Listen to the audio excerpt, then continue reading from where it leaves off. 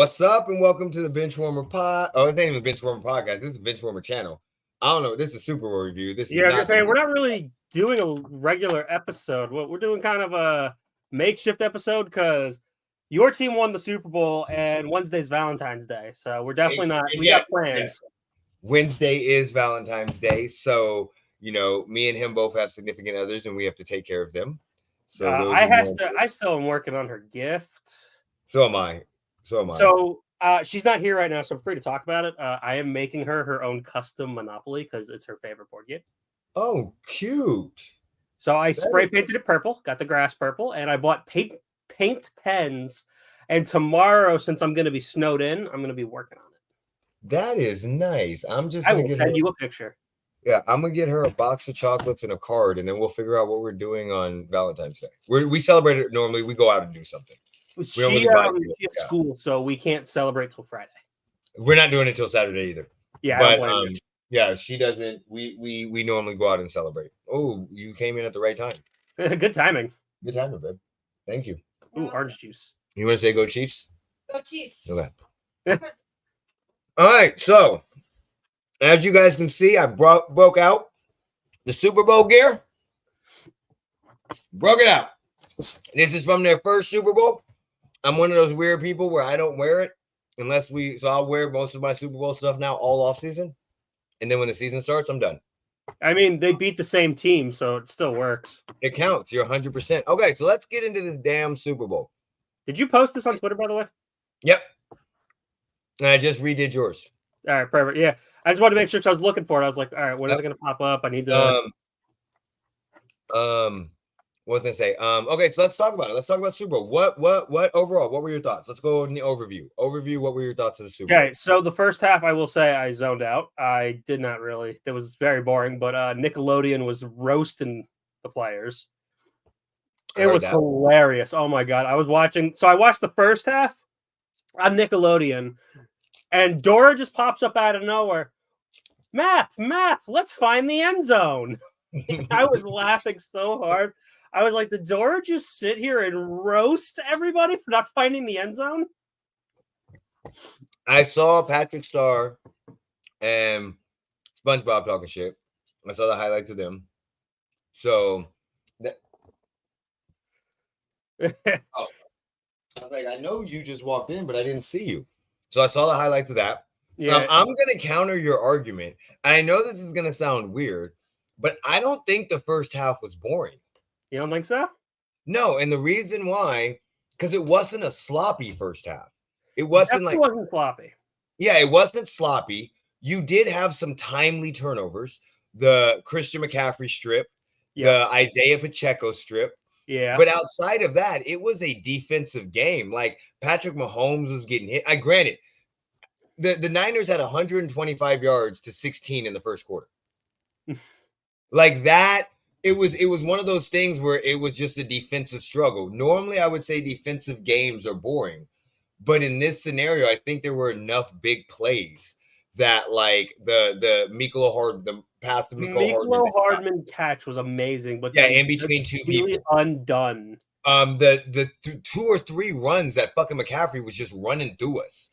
And then we let's not forget the trickery on the touchdown pass. Yeah, so I think that's where the game started to turn for me, where I got a little more interested. Okay. Was that trigger? I was like, all right, so now they're starting to bust out a little bit. Like I feel like the first quarter was like, all right, let's get a feel for each other. We played each other last time. We don't need to go crazy just yet. And then boom, trick play, and I'm like, all right, they're going off. They're starting to go off. Also, another thing that was very surprising, I enjoyed the kicking. You enjoyed Who are you? I know. But the reason why is, if you think about this, there were 3 over 50 kicks in the Super Bowl. Yeah. There was a 55-yarder that set the longest Super Bowl record. And then broke it again. And then Butker set it again with 57. And then there was another 53-yarder. And leading up to those field goals, like, was I nervous? Of course. But leading up to them, it was like the teams were going down. Most of the time when they got the field goal, they were in that area where they had drove down the field kind of quickly, and then the defenses just stepped up and just did some stupid ass shit. Like all the defense, both defenses played lights out. I just want to say that. They did. And that's the thing. Like, we don't.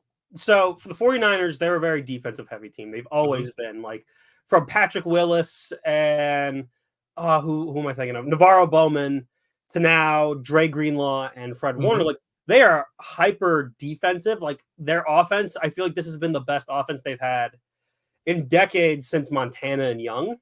I agree with you. So I understand the defensive struggle because the Chiefs offense, like you said it earlier, like this was supposed to be an off year for the Chiefs. And if this is an off year and they're winning a Super Bowl, imagine what an on year is going to be like when you get rid of Kadarius Toney. Yeah. And then to see it, originally I thought it would be more of a defensive game because both defenses and what Shanahan likes to do. He likes to run the ball. Yep. He likes to chew up the clock. I'm not congratulating the refs, okay?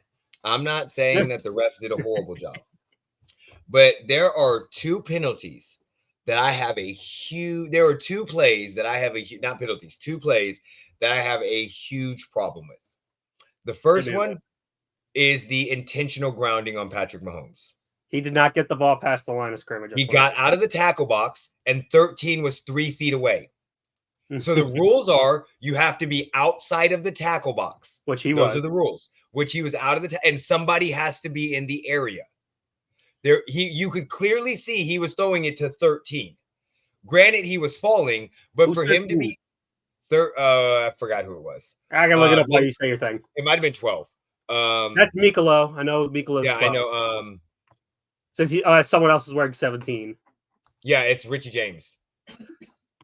Yeah, Richie James was an interesting gentleman there. All right, you said. Yeah, so when you look at it, I'm looking at it right now, and that's a whole bunch of things that they were talking about. Was it right? Chris Oladokin, who's 13, but he's a quarterback, so it can't be him. So it's probably Mikolo. Yeah. So hold on, I'm pulling it back up right now. I just got to mute it because I don't want fucking shit to come up. So yeah, I have it right. I have it on TikTok. So he's throwing it to 83, Noah Gray. Noah Gray, okay. So I don't know the rules, but my thought was, for all I knew, was it had to get back to the line of scrimmage if you were still in the tackle box.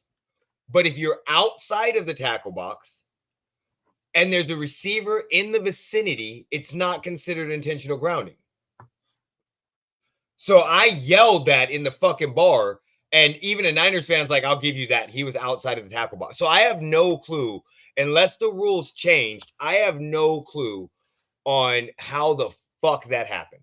All right. So here's the one we're talking about. Passer or ball outside tackle position. Intentional grounding will not be called when a passer who is outside or has been outside the tackle position throws a forward pass that lands at or beyond the line of scrimmage, even if no offensive players have a realistic chance of catching the ball, including when the ball lands out of bounds or on the sideline. So based on the rule, no, he should not have. So, and I have a violation rule where a passer throws a forward pass without a realistic chance of completion. This typically happens when a quarterback is about to be sacked and passes a ball toward an area of the field where there is no eligible receiver.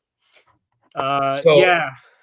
In that scenario, re-looking back at this, I don't know how how Noah Gray is not considered an eligible receiver. So he threw it. First of all, he threw it at the line of scrimmage, and then Noah Gray was in the area. So that's shouldn't have been called intentional grounding. And that went to 2nd and 20. Did Jeremy Collins still can't believe he had to watch a Dynasty? Well, I thought Jeremy doesn't. Gray was streaking back to the ball like shit sliding out after you hit a 7-11, not into. Yeah, so that was my issue.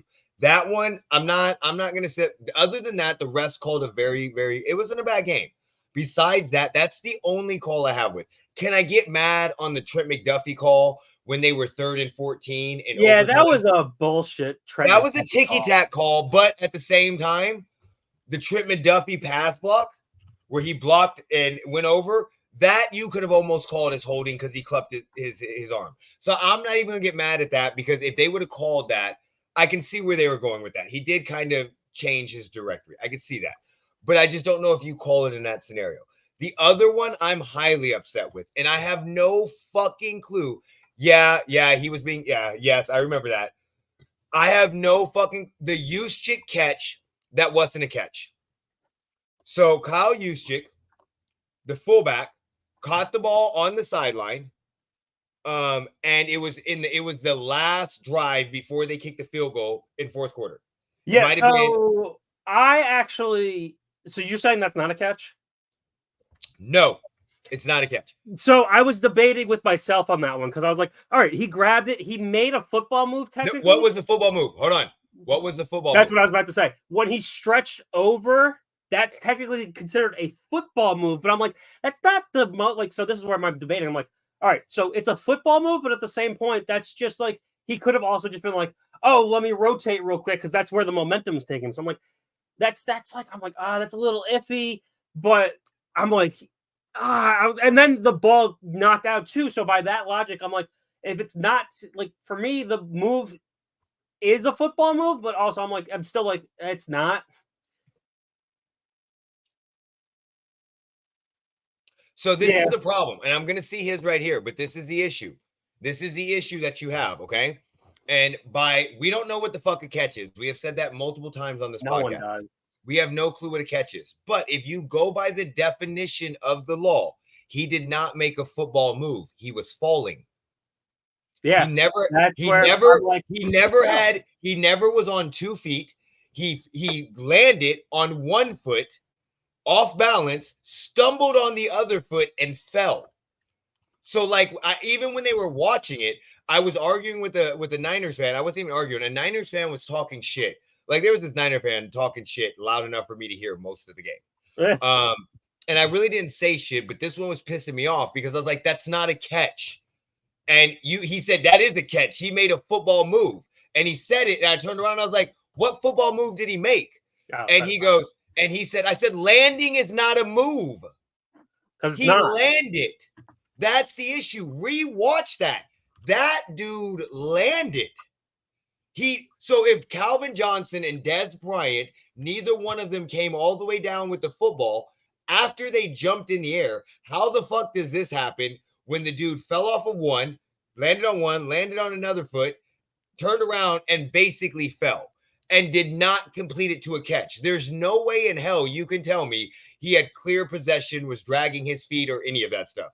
In that scenario, he has to make it. Hey, now, landing my old lady is a move in the bed. Counts in football, too. So in that scenario, and if you guys want to see it, I can't remember his name. Kyle. Juszczyk. I got it now. It was very easy. Yeah, I'm looking at it because I'm trying to find it myself. So he catches the ball. The thing is, he does rotate. That's kind of the big thing is he rotates to the fall. But is he rotating in control or is he rotating because he's falling? Unfortunately, the clip I have does not give the best shot of it. I need a better clip.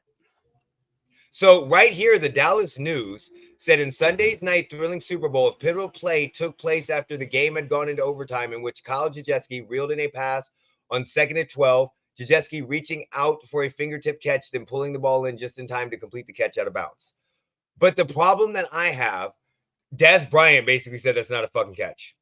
The problem I had is what's funny is I agree with Dez Bryant because if his thing wasn't a catch in that's the issue. Whatever his stupid the game against the Packers, then why is that a catch? Calvin Johnson, that was not a catch. Calvin Johnson wasn't a catch.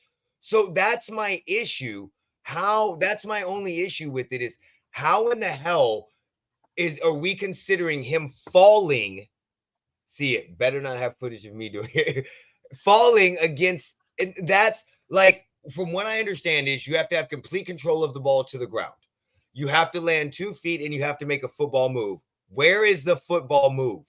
Because all I see is the guy falling, stumbling.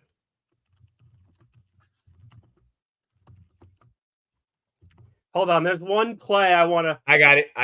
No, there's a different one I want to see because there's the referees are funny in some of these, and I really hope this is the play I'm thinking of. One of the old Falcons back in the day clearly dropped the ball, very clearly, and that's not it. And they call it a catch, and it's clearly on the floor. Okay. And I'm trying to see if I can find that very old clip. But I was watching it. I was like, oh, he dropped it. I'm like, why are they still moving forward? Why are they giving this to him? What's going on here? Yeah, so that's other than that, I didn't have any problem with the game. I thought the game was called very, very well. Five penalties. I thought it was a very clean game. I thought there were no ticky-tack penalties, which we always see. But to me, that just wasn't a catch. Now, I mean, we don't know what the fuck a catch is, so we can't ever say what the fuck a catch is. But to me, I was like, that's not a catch. That's definitely not a catch. I gotta rewatch that again because maybe now that I'm seeing it, I'm not as drunk as I was. Maybe, but again, watching that other one, maybe that's why. But yeah, I'm not sure. I was like, nobody knows what a catch is. We know this, but at the same time, I don't understand how that was a catch. Yeah, all right. If I find the play I'm thinking of, I will send it. Yeah, I got it right here. Okay, so I got it. I'm gonna rewatch. Which one are you looking at? I'm looking at the. Yeah, see, no. Look, I found it. I'm rewatching it. It's on TikTok. The dude, you're watching the Kyle Juszczyk. So this is the only thing I could say in fast motion. Is it looks like you can kind of say when he catches the ball, it looks like he might have jumped.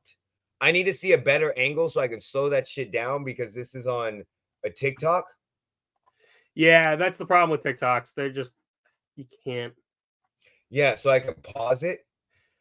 But when you look at it again, and I'm just like. So I'm comparing it to the Calvin Johnson catch. Like, he has it in his hands, he's falling to the ground and just spikes it into the floor, and they're saying no catch. Yeah, so, okay, now I found it. It's a 40-second video. Let me see. I'm watching a video of, like, these controversial catches, no catches.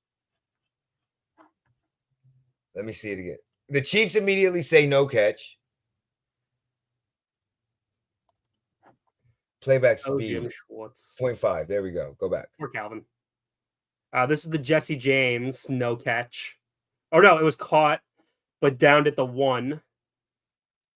Okay, you know what? And now that I'm going to give it, Dez caught it. I might have to give it. Look, I'm going to be honest. I don't want to be a ref because when I see this now, I'm looking at the catch. It looks like he catches the ball, lands with 1 foot. Yeah, see, I don't know. Okay, so it's hard because it looks like when he lands with that first foot, he's leaping forward to get the first down. It looks like he's kind of leaping. And then he lands the second one. So that's a harder call than what I think it is. Maybe I was bitching on that one. Dez caught it for sure. Okay. Outside of those, did you have any problems with any of the calls or anything like that? No, actually, I really didn't. I think they called a very, decent game. I think it was, they did what they could, nothing crazy.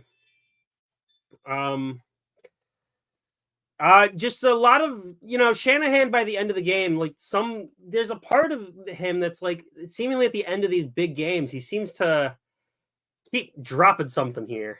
He keeps messing up a little bit. This is what I'm going to say right here. I'm going to say on this one, the only where he messed up, and I understand his concept, was the over. Well, there's 2 mess ups to me. Okay. 2 of them. The first one is, you take the ball in overtime. Yeah. Now, I get what he was saying. I want the 3rd down. We want we assume we're going to go down and score. We assume they're going to go down and score. And then we want the 3rd possession when it becomes sudden death. I understand that. But my thought process is, he said he came up with this before the game. Have you not seen the game? Bitch, you have 22 points. Okay, you guys have scored 2 touchdowns on a trick play and so you have 22 fucking points. There's no way you think you're going to go down and score. Like, I'm not saying you're not, but there's no way you're that confident that you're going to stop them and we're going to score a touchdown when you've scored mostly field goals, and that we're going to stop them from scoring when you haven't been able to stop us the whole last quarter. That I think he fucked up with. I also think in overtime he fucked up. Because I'm sorry, if you're saying what you're saying, and you're saying that we want to score first, We want them to score first, score next, and then we get the ball back. Why are you not going for it on fourth down? That, if in my mind, that changes the whole game plan. It is really 3rd and 4. If it's 3rd and 4 and I'm here and I think we're going to score, I know the Chiefs are going to try to go down and go score a touchdown. Why would I not go for it instead of kick that field goal? Why would on 3rd and 4, instead of me throwing that pass, which granted, if it wasn't for Chris Jones, that might have been a touchdown. Why not on 3rd and 4, instead of me throwing that pass, why not run the ball with Christian McCaffrey that's been gashing us most of the time, and then get yourself in a 4th and 1 situation and go for it? Those were the two things I think. Outside of that, I can't say shit to him. Like, I know people are going to give him a lot of flack for the 10-point lead that he blew, but I don't think they played a bad game. Like, there wasn't a shit ton of turnovers. There's nothing you can do about the muff punt. There's nothing. So I'm not going to give him fault for the muff punt. That's Ray McCloud's fault. Hold on. So if you don't give him for muff punt, from that moment on, they back and forth. Like, can you say in the beginning of the game they should have put us away? Yes, but our defense is fucking good. Our defense was really good. It's a defensive battle. Like, that's what it was. And unfortunately, also the missed blocking assignment on Chris Jones during that late, because he went clean through that pot, like that line, and just was able to take him. The one thing I didn't like, though, and we were talking about this earlier, is he did kind of Christian McCaffrey got used less, and I understand like you're not trying to kill him, but at the same point, like this is the biggest stage, and he's probably still the best player on the field since Debo went down and Kittle went down. Like, he needed to be a little more involved in the offense. Okay, but in that scenario, what we just said, Debo goes down, Kittle gets injured, sore. Where do you think the Chiefs' defense is keying in? They're going to key in on Mr. McCaffrey. So in the second half, where do you think they keyed in at? Because who was fucking killing us? McCaffrey. And then that's where, because I feel like, hold on, I might be wrong on this. I might be wrong. So if they're going to be focusing on him, what happened to Brandon Ayuk? One thing I'm going to tell you that we did with Brock Purdy, which I said the defense should have been the MVP. We blitzed the fuck out of his ass. We gave him no time. And for a second-year quarterback in the Super Bowl, he played fucking amazing. He did. In that scenario for what he was. But I can't blame this on him because I know everybody's going to say run the ball. And because of what happened with the Chiefs a couple years ago, you look at that. But Christian McCaffrey, nobody was having a good game. Their offense wasn't playing great. No, I mean, McCaffrey was 8 for 80 receiving. He had 22 carries for 80 yards. Yeah. So now the thing is, so I noticed that in the second half, they kept throwing to Jawan Jennings and some other guy. And I'm just sitting here thinking, how come Brandon Ayuk's not getting too many looks? Because this is what Brandon Ayuk had some nice catches. But so L'Jarius Sneed is on Debo. He followed Debo everywhere. So now you have McDuffie on Ayuk.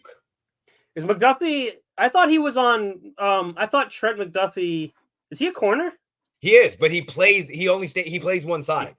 So. Brandon I thought McDuffie was on Kittle during the game, to be honest with you. He was on Kittle some of the time, but I think Jennings was the guy. The McDuffie pass was on Debo, wasn't it? That he blocked, or was it on Kittle or Jennings? The big in the first half. Oh fuck!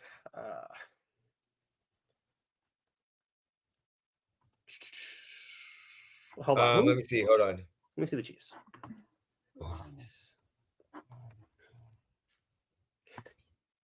It's on Debo. It was on Debo. Yeah. So it was on Debo. So from the Chiefs' perspective, our defense is focusing on Kittle, Debo, and McCaffrey. Yeah. So and again, why did Jennings go off? Because he wasn't guarded. No, because you have McDuffie probably he was on Ayuk or Kittle. Yep. Sneed was probably mainly on Debo. Yep. Justin Reed was helping with Kittle or Ayuk. Yep. And that left what? Jennings for Mike Edwards. Exactly. So that's why Jennings went off, because Brock Purdy was giving what the defense was taking what the defense was giving him. Yeah. He was playing so smart. He wasn't forcing anything. Did he force a couple passes? Yeah. But overall, I'm not giving Shanahan any slack on this. A dog when it's about to vomit.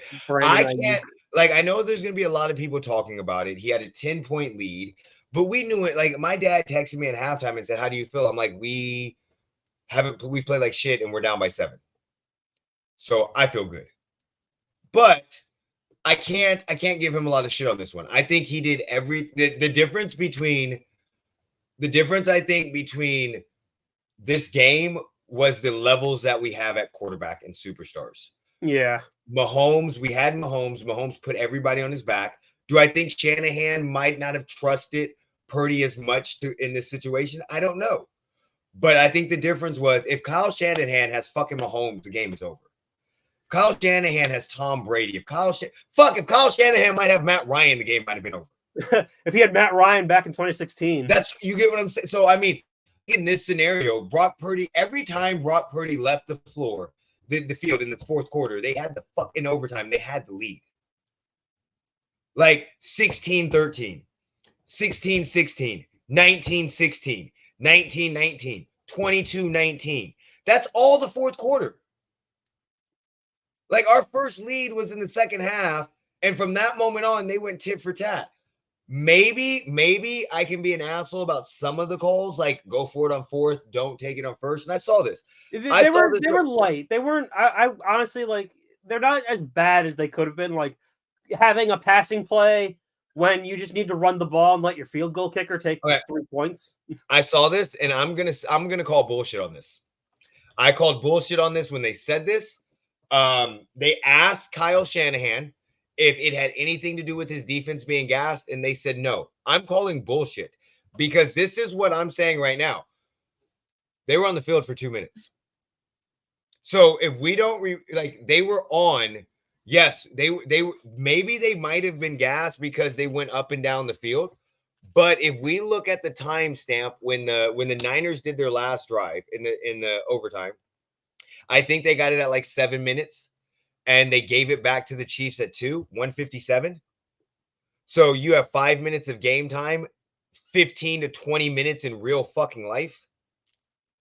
And then they had a 2-minute break. So I think Greenlaw being out might have changed a lot of it. I think it's the Dre Greenlaw injury. Because unfortunately you say that, but like they were saying that too. I was like, really? This isn't like when Tom Brady was on the field for 100+ plays. Yeah, that's what I'm saying. In the third quarter, like the Falcons defense was gassed because they're young and Tom Brady's been out there for the entire time. This has been alternating. Let's not forget, in the beginning of the game, the first half, their defense wasn't gassed at all. Yeah, they were. So I think that's just an excuse there. I don't think their defense was gassed. They made a decision before the game. He even said, "Analytics, this is what we thought we would do." It had nothing to do with the game. By the way, saying they hold a lot. Turns out they cut off his response. The full statement was they hold a lot of trophies as tears ran down his face. There was also the thing with Boa. That's probably quick. Yeah, I know. There's also the thing with Just putting on a bikini? I don't know. Nick Bosa saying that he wanted to play the Chiefs because he wanted to get them back. Yeah. Now again, this is another reason why I don't think the defense had anything to do with this, because I'm sorry, Hargrave and Kyle Juszczyk said they didn't even know the overtime rules. Kyle Juszczyk, whatever his name is, they said they didn't even know the overtime rules. So in my mind, there's no way that Kyle Shanahan went through this whole scenario going, we have the. I don't think they can get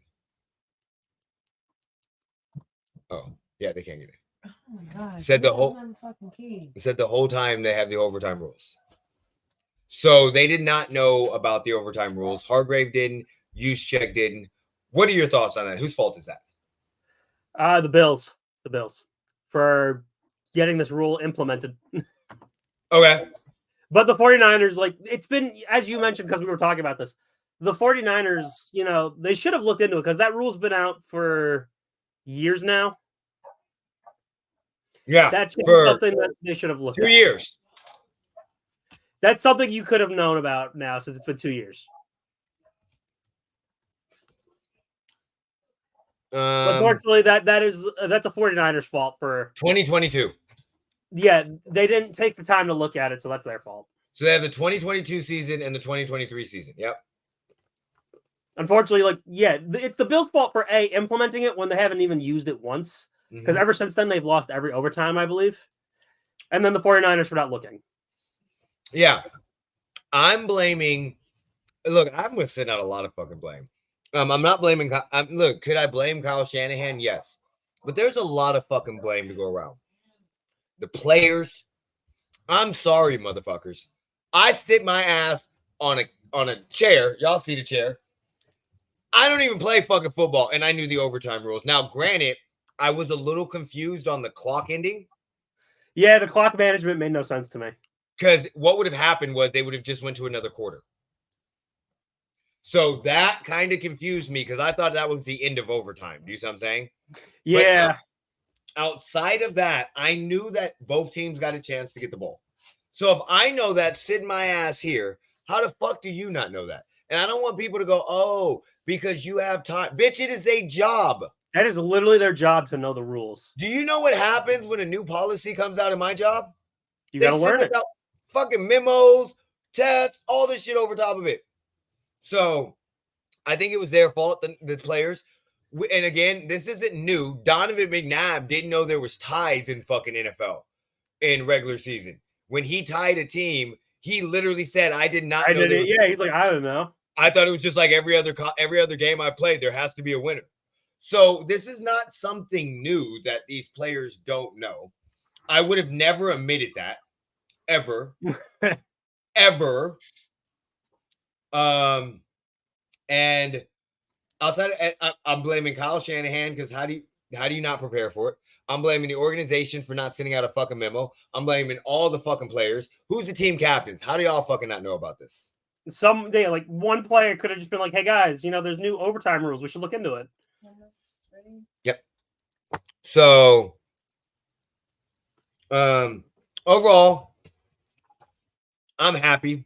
I'm gonna be honest. I thought it was one of the greatest Super Bowls I've ever watched. I know a lot of people say first half was boring, but what I'm gonna say is you had exciting moments, and it wasn't like watching 3 and out. It wasn't like watching 5 yards. Yeah, you had some turnovers. You had some exciting moments. You had some good moments. But I mean, yeah, the first half wasn't the greatest. But boy, that Nickelodeon roasting everybody. Yeah, that second half was really good. Was really. And again, the reason why I think it was great was because I had in my mind 21 points. I did not get nervous until 22. The whole game, Alyssa is nervous as shit. This was a little different for me. And I know I'm going to sound fucking spoiled right now. Oh, yeah. I'm about to sound really spoiled. But again, I've been a Chief fan for like 38 fucking years. Okay. So like I've seen shit. Okay. I know when we had not won a home playoff game since 1994. I know what it's like to not win a Super Bowl and go twice and lose. Well, shit. But I hadn't even seen my team go to the Super Bowl. Yeah. You would have won Super Bowl before then. I was fucking born. Yeah. It was the 60s. Okay. I had seen all of my friends' teams, so I understand. This was one of the weird Super Bowls to me, and I think maybe that's why I enjoyed it so much. It was because when we went to the Super Bowl, I said I'm not going to stress. I didn't expect us to ever go. I did not expect us to go this year. You've heard me on the podcast say we're fucking done. This is our downfall. Yeah, you've said it a few times. Exactly. So I said I'm going to enjoy this. And if we win, we win. If we don't, we don't. As Super Bowl got closer, I started saying, fuck. Dude, I said back in 2020, when we first went to the Super Bowl, if we win this one, I will never ask for another fucking thing. Because you don't think your team's going to win a Super Bowl. And now I stressed out over the Bucs Super Bowl. I stressed out over the Eagles Super Bowl. So I said, no, fuck this. We're just going to enjoy this one. And I enjoyed the mess out of the Super Bowl. So, and then I did put in the group chat, which is kind of fucking spoiled bratish. Can I just get a Super Bowl where we blow them the fuck out? And then you saw me. Yo, you want to spare some Super Bowls over here? So I immediately felt out of bat. Now, granted, I was drunk by halftime. Okay. Look, you want to send us like a L'Jarius Sneed to go with AJ Terrell and like send us like a Chris Jones to join that D line, and I think you might get Chris Jones. We might not pay for him. You might not, but the thing is, actually, we have a lot of salary cap, so we could go out and get a Chris Jones if we wanted to. Mm-hmm. So, overall, I was excited. I'm happy the Chiefs won. If they would have lost, I still would have thought it was a really good Super Bowl. Last question I want to ask you on this. What do you think of Brock Purdy going forward with this contract? Because we did say on the podcast, it depends on if he wins.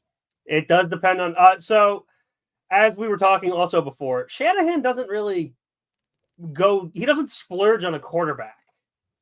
So is he gonna pay Brock, or is he gonna try to get another cheaper option in the draft?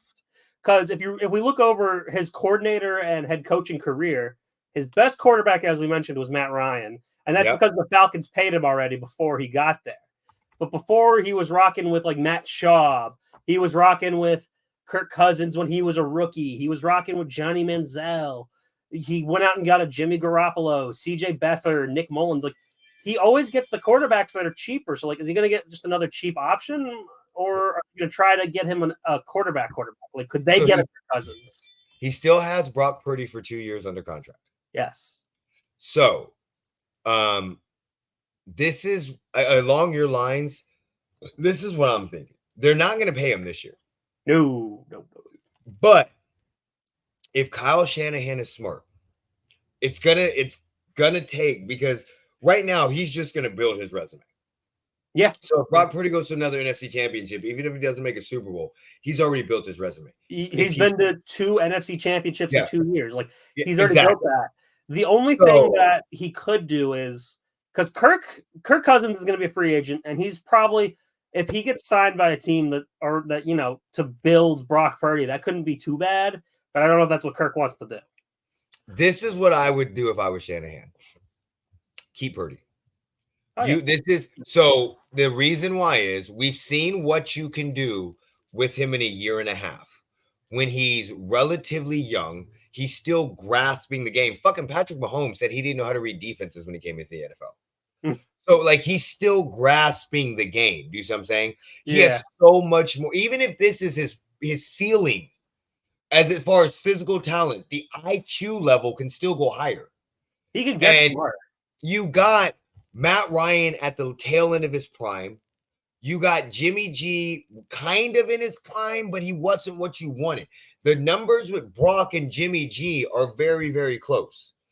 But watching the 2 Super Bowls, you knew at a point in time, whoa, this is not Jimmy G football. Like, Brock Purdy made the plays that he had to make to get them in scoring positions. And we've had this conversation. That 2021, or what was it, 2019? Yeah, 2020, when you saw Jimmy G's ceiling. Like, that was his real ceiling. Brock Purdy, athletic, as you mentioned, athletically, this could be it, but I don't think it is. I think he could get better. Yes, physically and with IQ wise. So he's got the potential. Like, I put a comparison to Russell Wilson, and I still stand by it, because Russell Wilson did get better over the time of his career. And Purdy was Mr. Irrelevant, but I think he could get to the potential of a Russell Wilson. I think he could get better than Russell Wilson, because Purdy, unfortunately, does not have the athletic ability to rely on. He has athletic ability. Definitely a lot of athletic ability to go. Yeah. And again, right now, the only thing that's stopping Purdy right now, he ran into a quarterback that is better than him. You beat Jared Goff. He beat him. Came back and beat him. Jordan Love. Jordan Love. Last year in the playoffs. If he doesn't get hurt against the Eagles, he probably beats the fucking Eagles. Who did he beat before then? What was it? The Vikings? I think so. Yeah. Or was it the Giants? I think the Giants, because what is it? The Giants beat the Vikings. Yeah, so it might have been the Giants, because they were the number 1 seed, So hold on, I'm gonna double check. Double check that, double check. Well, you know what? I can just look at it right here. I have it. No, I don't want 2023. I got it. I got it right here. Oh, you already got it? They beat the Cowboys. Okay, Cowboys, and then lost. Yeah, they beat the Seattle Seahawks in the playoffs and the Cowboys. Yeah, they were in the wild Mhm. card. They were the 2 seed. 2 or 3 seed. Yeah. They were Okay, because okay. the Eagles were the 1 seed. Yes. Yeah.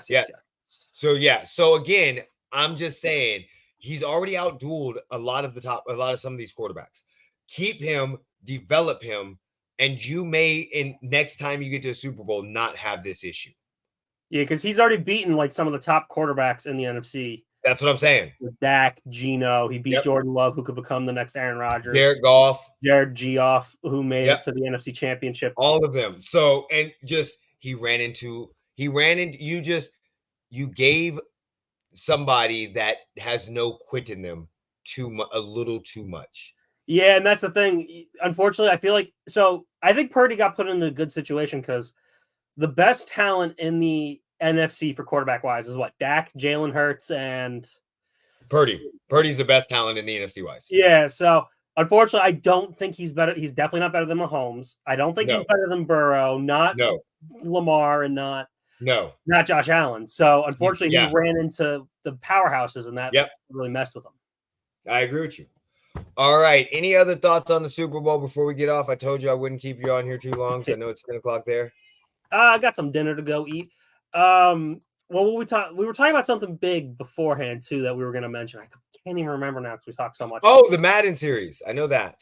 Yeah, I wasn't actually thinking about the Madden series. I remember we were talking about something else before we even went live. Yeah, but we can talk about the Madden series too. Yeah, we're gonna do the Madden series. Oh, also he's gonna be streaming after our podcast on Saturday. Every other Saturday starting this week, I will be going live right after the podcast. So starting on the 17th and then on the 2nd, and I'll be alternating each Saturday going live. And then this week we're gonna look at it, but we're gonna start our Madden series probably this weekend. Yeah, I'm available all Sunday, just to let you know. All right. We're definitely gonna try. We're gonna be NFC West teams.